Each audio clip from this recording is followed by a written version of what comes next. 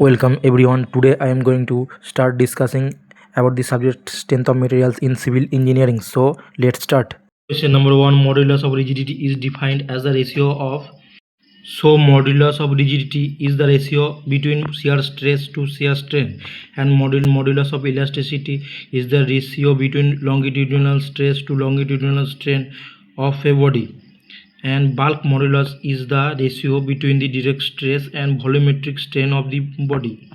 When a body is subjected to three mutually perpendicular stresses of equal intensity, the ratio of direct stress to volumetric strain is called bulk modulus of that body. Yes, option B is right answer, shear stress to shear strain.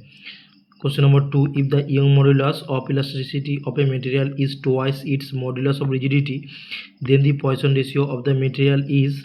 We know the formula Young modulus E equal to 2g into 1 plus mu. That is equation number 1. We also know that Young modulus E equal to 3k into 1 minus 2 mu, where mu is the Poisson ratio of the material, k is the bulk modulus of the material, and E is the Young modulus of the material. Okay, and as per question, Young modulus is twice the modulus of rigidity, so E equal to 2g, and if we put the value E equal to 2g in the equation 1, we will get mu equal to 0. Option D is right answer, 0. Question number 3, limit of proportionality depends upon. Limit of proportionality is an unique property to every material, so limit of proportionality depends on the different types of material. Option C is right answer. Question number 4, for an isotropic, homogeneous and elastic material obeying Hooke's law, number of independent elastic constant is. An isotropic material has same properties in all the direction, and two independent constants are sufficient to define its elastic behavior, and they are modulus of elasticity E and Poisson's ratio mu. Option A is right answer. Question number 5, in a thin cylindrical cell, the ratio of longitudinal stress to hoop stress is. We know the formula for longitudinal stress in thin cylindrical cell. Sigma L is equal to PD by 40. P is the pressure on the cell, D is the diameter of the cell, and T is the thickness of the cell. And hoop stress in thin cylindrical cell, sigma H is equal to PD by 2T. Now if we make the ratio sigma L by sigma H, we will get the value 0.5. Option A is right answer, 0.5. Question number 6, if all the dimensions of a prismatic bar are doubled, then the maximum stress produced in it under its own weight will increase to 2 times. Option C is right answer. Question number 7, the relationship between Young modulus of elasticity E, bulk modulus K, and Poisson's ratio mu is given by. Option C is right answer, E equal to 3k into 1 minus 2 mu. Question number 8, limiting values of Poisson ratio are minus 1 to 0.5. Option A is right answer. Question number 9, the elongation of a conical bar under its own weight is equal to. We know the formula for elongation due to self weight for a conical bar is equal to W squared by 6 into E. E is the Young modulus of the bar, L is the length of the bar, and W is the weight of the bar. And the elongation due to self weight for a prismatic bar is equal to W squared by 2E. Now the ratio between the elongation of these two bars between conical bar to prismatic bar will be 1/3. Okay, so the elongation of a conical bar under its own weight is equal to 1/3 of a prismatic bar of same length. Option C is right answer. Question number 10, if a material has identical properties in all directions, then it is said to be. A material whose mechanical properties is same in all the direction is called isotropic material, like glass and steel. And a material whose composition and properties are uniform throughout the material is called homogeneous material, like well mixed concrete. And a material whose properties are different along three mutually perpendicular directions are called orthotropic material, like plywood. isotropic material? Option B is right answer. Question number 11. Two bars of different materials are of the same size and are subjected to same tensile forces. If the bars have unit elongation in the ratio of 4:7, then the ratio of modulus of elasticity of the two material is. When a material is subjected to some kind of loading, tensile loading, then the formula for elongation of the material del L is equal to PL by A into E. P is the constant force by which the material is subjected, and L is the length of the material, and A is the cross sectional area of the material, and E is the Young modulus of the material. Now from this formula we can easily say the elongation del L is inversely proportional to the modulus of elasticity of the material. So del L1 by del L2 equal to E2 by U1. Okay, now in question we have got the elongation in the ratio of 4:7. So del L1 by del L2 is equal to 4:7. So E1 is to E2 will be equal to del L2 by del L1. So E1 is to E2 will be 7:4. And A is right answer. Section number 12. A prismatic bar of volume V is subjected to a tensile force in longitudinal direction. If Poisson ratio of a material is mu and longitudinal strain is E, then the final volume of the bar becomes. We know the volume of the prismatic bar is capital V. Suppose the length of the prismatic bar is L, breadth equal to B, and depth equal to H. Okay, and after application of the tensile load, the prismatic bar will increase in length but decrease in breadth and depth. Okay, so at final stage, after the bar is subjected to tensile load, the length will become L into 1 plus E. E is the longitudinal strain of the bar. Okay, and breadth will decrease, so final breadth will be equal to B into 1 minus mu E, and depth will also decrease, so final depth will be equal to H into 1 minus mu into E. Mu is the Poisson's ratio of the bar, which is equal to lateral strain by longitudinal strain. So after the application of tensile load, the prismatic bar will increase in length but decrease in breadth and depth direction. So these two, negative breadth and depth, and length increasing, so length is positive. So after the bar is subjected to tensile load, the final volume of the bar will be this length into breadth into height. So L into 1 plus E into B into 1 minus mu E into H into 1 minus mu E. If we calculate, it will be equal to 1 plus E into 1 minus mu E square into volume V. Option C is right answer. 1 plus E into 1 minus mu E square into V.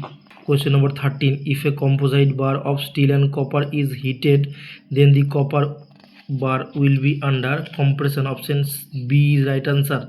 In this case, the coefficient of thermal expansion of copper is more than steel, so the copper wants to be expanded under hot expansion, but this expansion in copper is restrained and compressive stress is generated in copper and tensile stress produced in steel.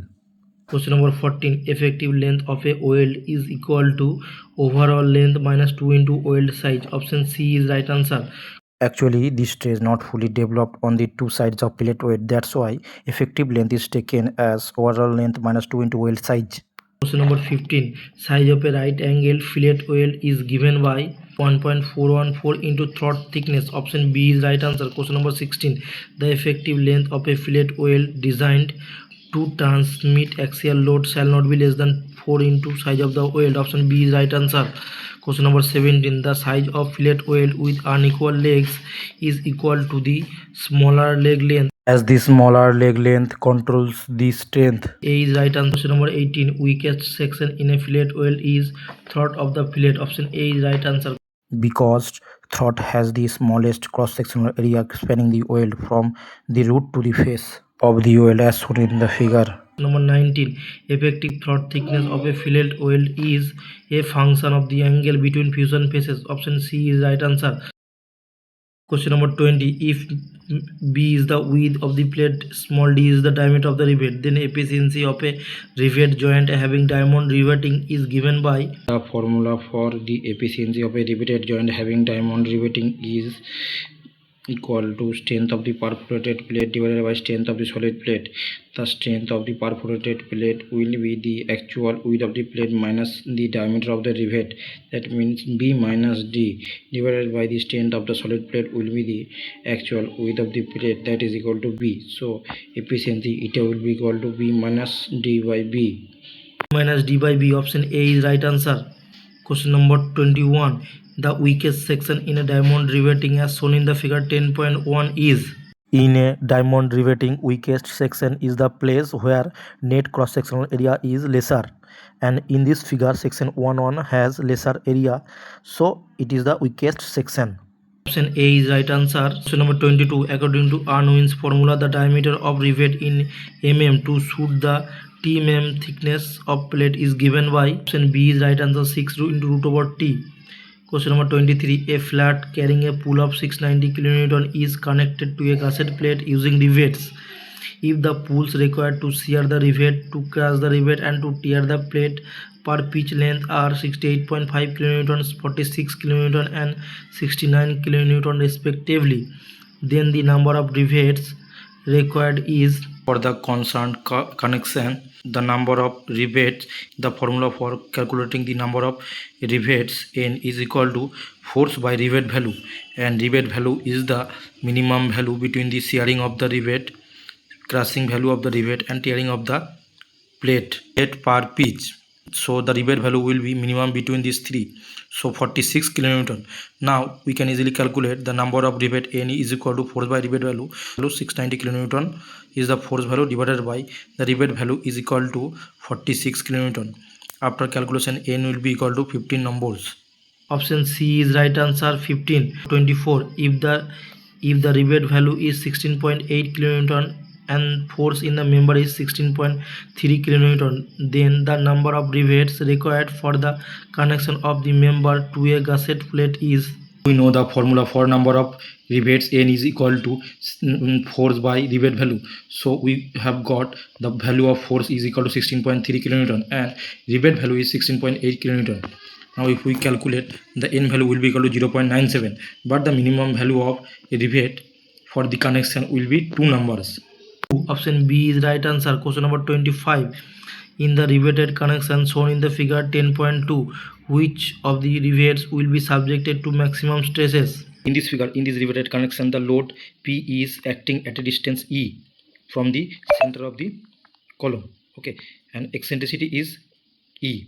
So this load will create a moment to all these rivet A, B, and C, D. The direct load P will be shared equally by all the rivets. Okay, due to moment produced by this force, the farthest rivet from the centroid of the rivet group will experience the maximum stresses. Okay, we got 4 rivet A, B, C, D. The centroid of the rivet group is G. Okay, so distance from A to G, B to G, C to G, and D to G is same. Fundamental statement, we know the farthest rivet from the centroid of the rivet group will experience the maximum stress. Okay, but 4 rivets are at same distance from the center of the rivet group, that is G. So we cannot determine by that statement. So after the moment is produced, the initial maximum stress by the moment will be at rivet B and then at the diagonal rivet D. Option B is right answer.